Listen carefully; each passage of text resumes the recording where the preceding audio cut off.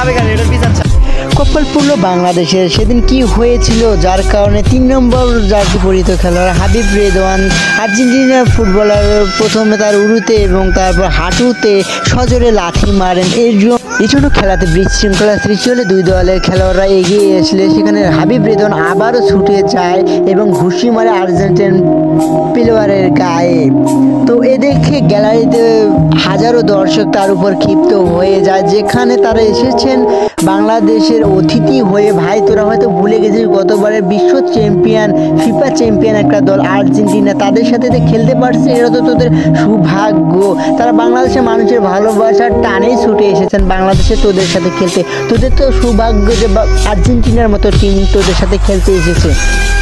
এর আগে কখনোই কিন্তু আসে নাই আর্জেন্টিনার টিম বাংলাদেশে খেলতে।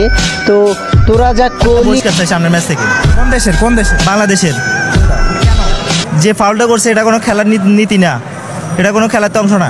কোন ক্লাবে খেলে এটার বিচার চাই।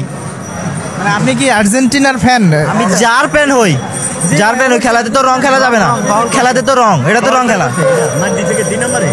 কত দূর থেকে প্লেয়ার আসে ওদের সাথে এমন আচরণ।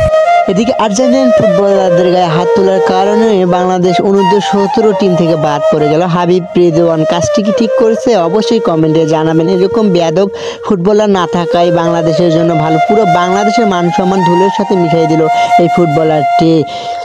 খুব ভালো করেছে, বাংলাদেশ জাতীয় টিম থেকে বাদ দিয়েছে, খুব ভালো। তো তোমরা যারা লাস্ট পর্যন্ত দেখেছো লাইক কমেন্ট শেয়ার করে পাশে থাকবো বন্ধুরা। নতুন ইউটিউব চ্যানেল সাবস্ক্রাইব করবা। ধন্যবাদ।